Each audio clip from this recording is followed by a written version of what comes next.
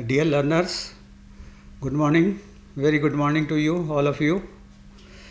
As you already aware that derivatives are risk-free management of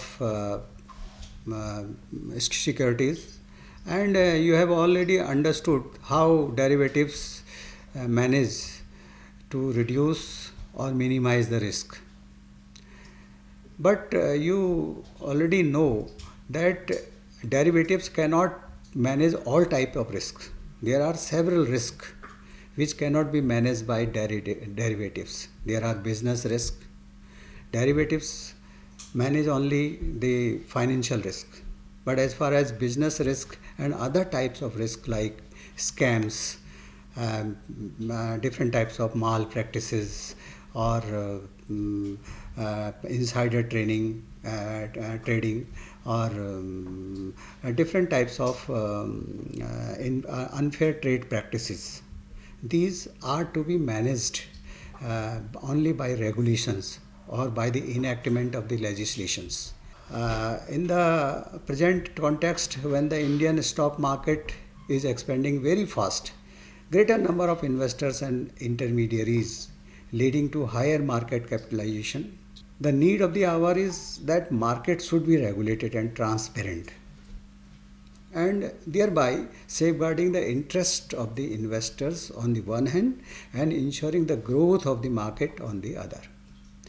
In this session, we will be discussing the measures taken for the investor protection.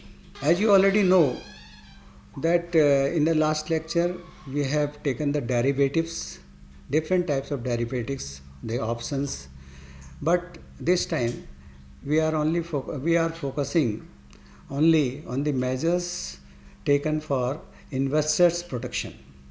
You will understand the meaning of insider trading and explain the measures taken to curb insider trading, understand the meaning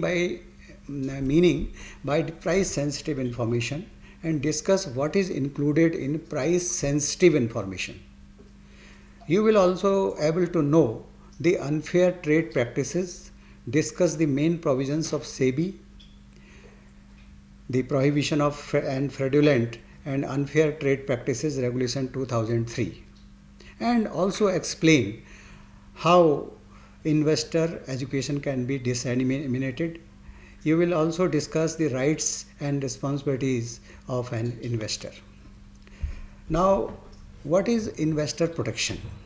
Investor protection means providing all sorts of information, the adequacy of disclosure to take informed decision regarding investment, accurate and relevant information to enable the investor to make robust investment decisions. It also includes protection against fraud and cheating and unfair practices in the capital as well as commodity market. You will also understand how stock market is properly regulated and supervised to provide level playing field and ensure fair play of operating agencies. Investor protection also means transparency in the primary as well as in the secondary market. Now the question is, what is not investor's protection? Protection does not mean that an investor would be assured risk-free return of his investment all the time. Capital markets are risk-prone and an investor is expected to accept risk while taking investment decisions. Now, what are the sources of information provided to the investor? The first is prospectus issued by the company. Then the offer document, which company issues at the time of the issue. Advertisement through media, advice from share brokers, websites of SEBI, BSE, NSE and others, other regulators, research reports, information brochures, pamphlets, newspaper articles and analysis. Stock Exchange Board of India has been established in 1992 to protect the twin objectives, to protect the investors and to promote the development and growth of the stock market. SEBI enactment actually in 1992 it has been established, and after the SEBI, over the counter exchange of India has been also established, which is the only institutions which provide the automated screen based trading, fulfills the principles of security, transparency and liquidity, offer easy accessibility, single window clearance and investors friendliness. In 1993 NSE has been established, and in 1996 different types of depositories emerges into existence. Now, what are the different types of things which SEBI has introduced? Different types of steps, the measures that SEBI has taken. These are classified into four different headings. Number one, the trade practices relating to security market.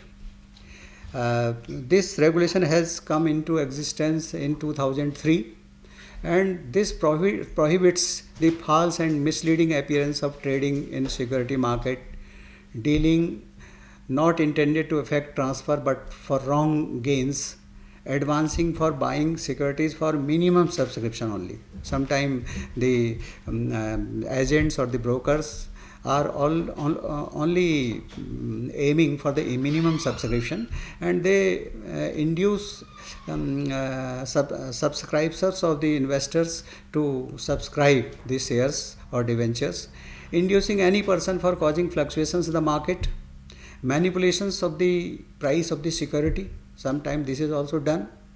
This is very often done by some of the brokers, publishing or reporting false information so that investors can be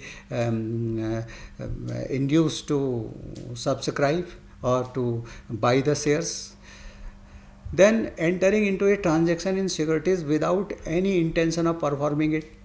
This is also sometimes done. Dealing in stolen or counterfeit security.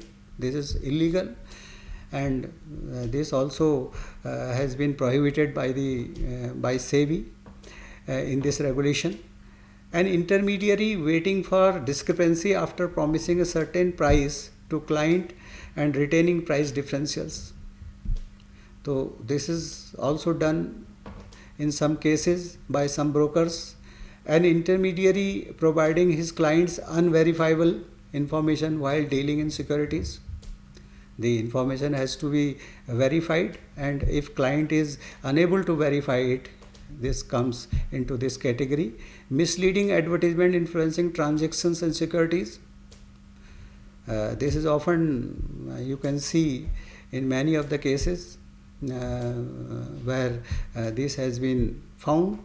Reporting trading transactions in a manner to increase brokerage commission, if this is the only objective, to enter into the security market and to induce the investors to enter into the security market. This comes in this category. Prohibiting fraudulent and unfair trade practices. Then some of these steps are also discussed here. Not disclosing transaction enters into on client's behalf. Sometimes brokers do this, and they sometimes evade some information or some of the transactions they do on behalf of the investor. Circular transactions between intermediaries in respect of a security to increase commission brokerage. This is done between the different types of intermediaries.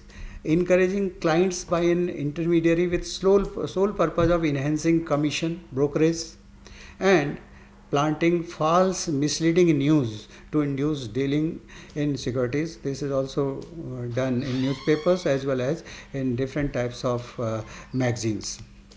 Now, investors education. Investor education.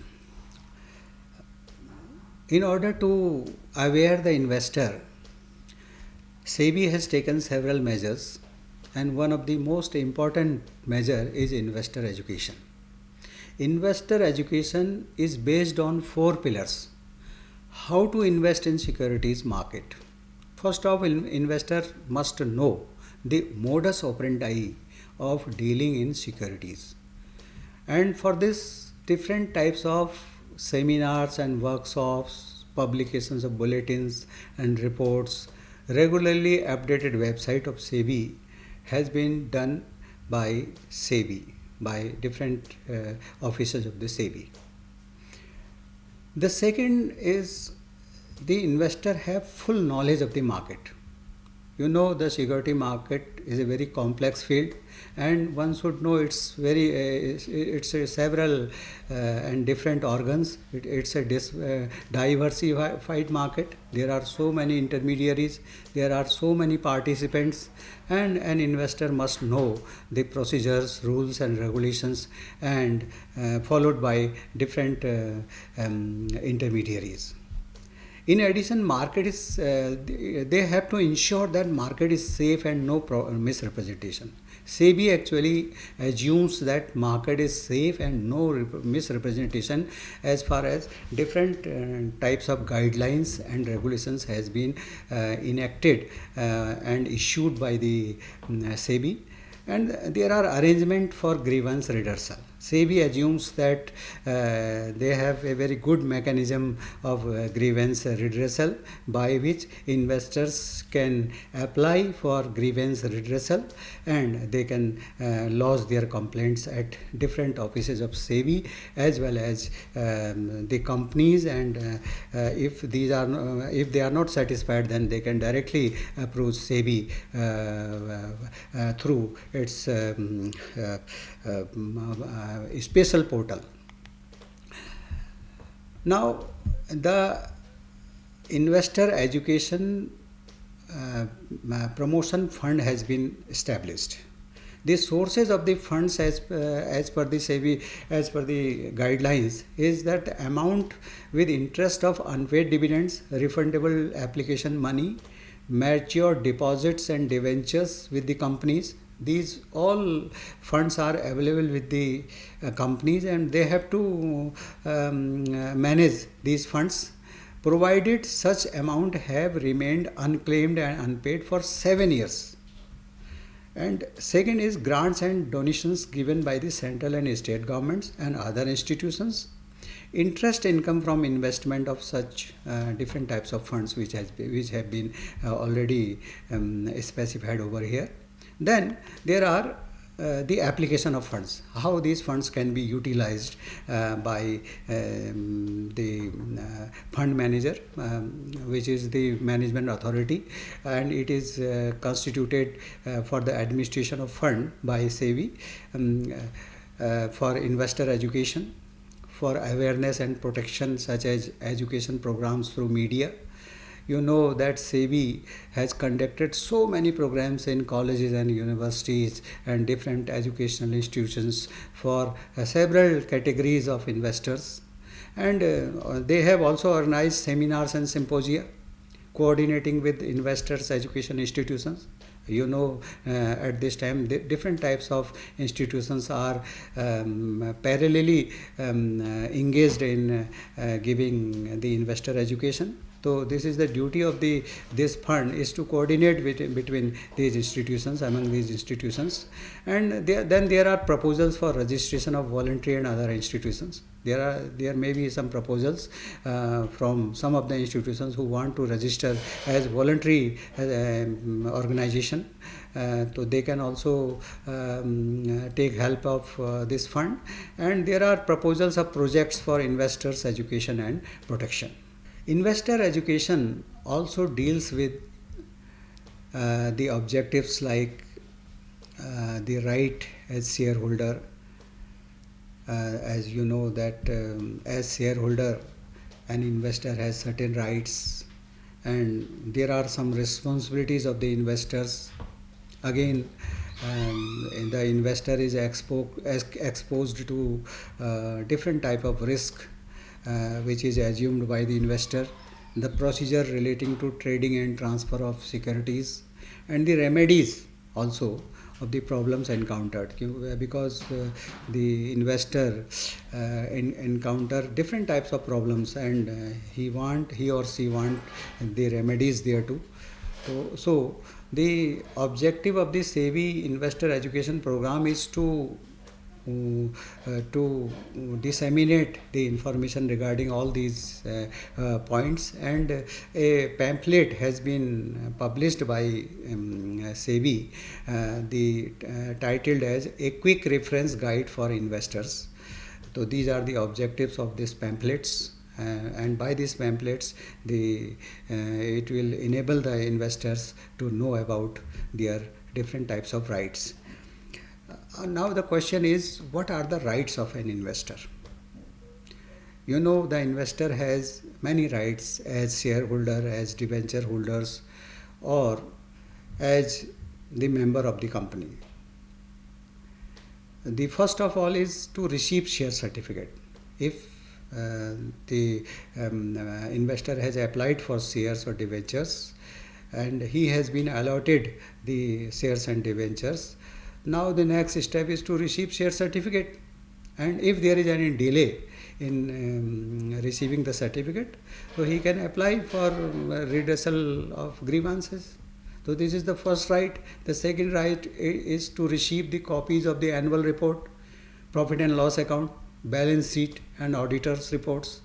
And this must be known, this must be highlighted, that these annual report, P&L account, balance sheet and auditors report, these should be should show the actual picture of the company. It should not be a window dressing. And the third right is to participate and vote in annual general meeting, personally or through proxies. To receive the dividends in due time over once approved by AGM. You know that the dividend is approved in annual general meeting by board of the directors. To receive the dividend in time is the right. To receive corporate benefits like bonus, rights, shares, etc. And to apply company law board CLB to call or direct annual general meeting. If company is unable to conduct the annual general meeting in time, then the investor has right to apply to company law board so that it can convene the annual general meeting. Now, then in this series of rights of investors also include to inspect minutes of AGMs and get copies thereof. After every annual general meeting, there are minutes of different works which has been conducted in that meeting. That is called the minutes of the meeting, and this minute of the meeting, the copy of this of this minutes of the meeting has can be taken by the investors. He can inspect it physically and also take copies to proceed for legal action against company. If there is any grievances like this, so he can go for legal action also to receive refunds, etc. Different, if he has given more application money and he has not been allotted the shares, then this amount has to be refunded. So this type of refunds he can has the right to be refunded. To enjoy rights as members of shareholders, debenture holders groups.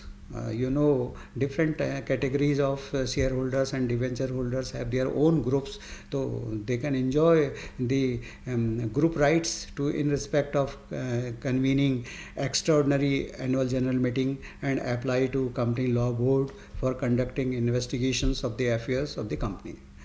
As debenture holders, they have the right to receive interest as well as redemption at the end of the period of debenture and apply for the winding of the company in case company fails to pay the debt. Then there are responsibilities of the investor, because besides these different types of rights the investor enjoys, there are several responsibilities also. There are several accountabilities on the part of the investor, that he should remain informed by various information channels he could get information from. There are formal types of information, there are informal types of institutions. He should also surf the websites of the different regulators as well as different companies, and also from newspapers, from journals, from magazines. He should get information. And the investor also have to be vigilant. He has to take care because he has taken the risk of subscribing the shares. So he has to vigilant to make safe his investment. He should participate and vote in company meetings, either personally or through proxies. He should exercise his right as individual or member of the group. Now, the third category of unfair trade practice is insider trading. This is very prevalent in stock market in different countries as well as in India. What is insider trading? Insider trading is buying and selling or dealing in securities of a listed company by a direct member of management, employees of the company, or any other person such as auditor, chartered accountant, or the advisor, analyst, consultant, etc., who has the knowledge of material, inside information, confidential information available, which is not available to the general public. So if this is done by the persons who are in the possession of different types of confidential information, this is called the insider trading. And this is also important if this type of person who has this type of confidential material, and he has actually utilized this information for his own benefit or the benefit of some connected person, so he will be liable for insider trading. Who is an insider? An insider is a person who is or was connected with the company and who is reasonably expected to have access to unpublished price in sensitive information, as such information which is very price sensitive, which can speculate the prices. In respect of securities of a company, price sensitive information means and include information which relates directly or indirectly company, which if published is likely to materially affect the price of securities of a company. Insider trading is illegal and unethical practice as declared by SEBI in his guidelines and in its enactment of the regulation. Insider trading is likely to affect the price of company securities and could be used by insiders for their own profits, making gain or avoiding loss. Sometimes it is for gain, and sometimes by this information, this confidential information, some of the investors may avoid loss, and some of these insider traders can also gain or avoid loss, and thereby cause detriment to those who do not possess such information, because the general public is not in possession of this type of information and therefore could not deal in securities. It may cause harm to company's interest. Sometimes company may be benefited, or sometimes company have some conflict of interest with such type of persons, brings market into disrepute, and maybe a distinct disincentive to the investment. The other investor who want to invest in the company may have some type of disincentives to investment. This create some type of fears. Now the protection measures. What are the protection measures? Before the establishment of SEBI in 1992, there are certain committees who also recommended the curbing or controlling or regulating the insider trading. Suchar committee in 1979 recommended that insiders should be accountable to the company the profit unjustly made, while remedy be provided to those who suffer losses due to such misuse of information. Suggested the amendment of section 307 and section 308 to prohibit and restrict certain dealings by insiders. Committee also suggested penalties by providing those who issue the information relating to the company. Then there is Patel Committee in 1986 who has recommended that the Company Act be amended to declare curb the insider trading as offence punishable by law, and persons making such profits from such informations be compelled to surrender the profit to the stock exchange. Abid Hussain Committee in 1989 went one step further in recommending insider trading be making an offence punishable with civil as well as criminal penalties. This is the first type of recommendation. This very harsh recommendation has been given by the Abid Hussain Committee to curb the insider trading. The protection measures as per SEBI also has taken measures. As per SEBI Regulation 1992, no person, either himself or on behalf of any other person, can deal in securities of a listed company. When possession of any unpublished information, such persons shall not communicate price sensitive information except when such communication is required in ordinary course of business and information. And now, what is price sensitive information? Price sensitive information means any information which relates directly or indirectly to a company and which, if published, is likely to materially affect the price of a securities of a company. These are the different type of information which is called the price sensitive information. Number one, periodical financial statement of the company, like balance sheet, trading account, profit and loss account, and the annual statements, annual financial statements. These are the periodical financial statement which company issues and advertise in. But before advertising, before publishing it, it has in the knowledge of some persons who are in possession of such documents, intended in declaration of interim as well as final dividend. How much dividend is going to be paid by the company? Issue or buyback of securities. This may be also the price sensitive information. Any major expansion plans or execution of new projects which affect the prices of the shares. Amalgamation, mergers and takeovers, usually price sensitive information because it can rise or lower the price of the securities. Disposal of whole or substantial part of the undertaking. If a company want to sell his some of the undertaking, some of the branches, so it will affect the prices of the shares. Significant change in policies, plans or operations of the company. These are the price sensitive information. Investigation in insider trading. The SEBI has taken one more step. No person, either himself or on behalf of anyone, shall deal in securities, shall not communicate price sensitive information. Not only dealing in securities, but also he will not communicate price sensitive information of a listed company when he is in possession of any unpublished information. Similarly, companies dealing in securities of another companies prohibited from either dealing in such securities and communicate such information to others. Contravention of this provision will be liable for guilty of insider trading. In SEBI, if SEBI suspects the violation of any provision of this regulation, SEBI may appoint investigation authority into that case.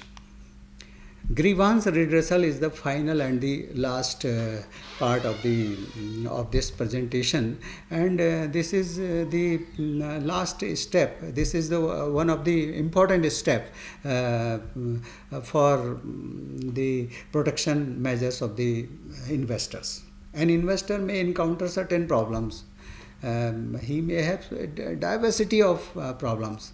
But some of the problems like no non-payment or delay in payment of interest or dividends, non-receipt of share certificates, allotment letters, refund letters, misleading advertisements, some different types of malpractices which is done by different intermediaries as well as different participants or some agents.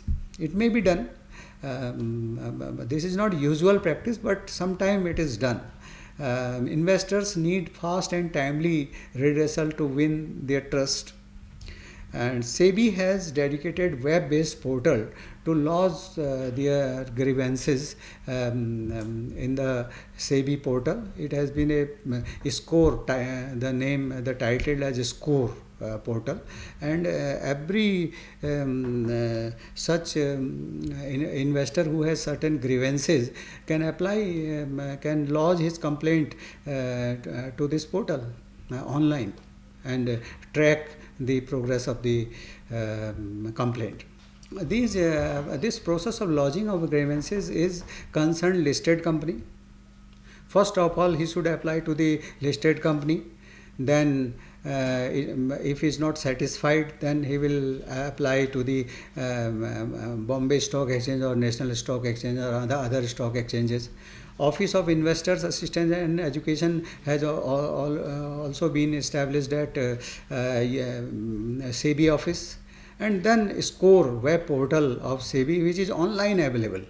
So this can also be done. SEBI has one more scheme. This is called the SEBI Ombudsman Regulation 2003. The Ombudsman is actually an office of SEBI, which actually deals in addressing the different types of complaints made by the investors. Redress the investors' grievances against the listed companies. This is only for listed companies, not unlisted companies, or an intermediary, or both. The Securities Ombudsman Regulation provide transparent and mechanism for effective redressal.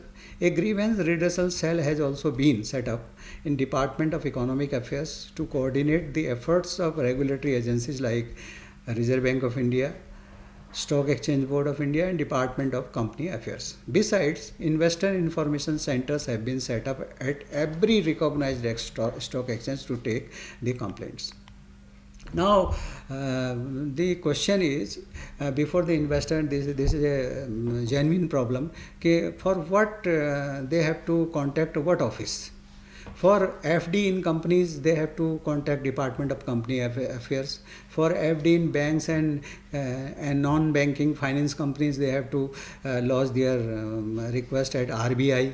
Units of mutual funds are related to SEBI. And delay in refund amount in public issue is also related to SEBI. If there are any problem regarding insurance companies, brokers, agents, they have to go for Insurance Regulatory and Development Authority of India. If there is any problem with housing finance companies, they have to contact National Housing Bank. For listed company, SEBI is responsible, SEBI is accountable. And for pension fund regulatory authority is responsible. Thank you very much. I hope that you have understood well this session.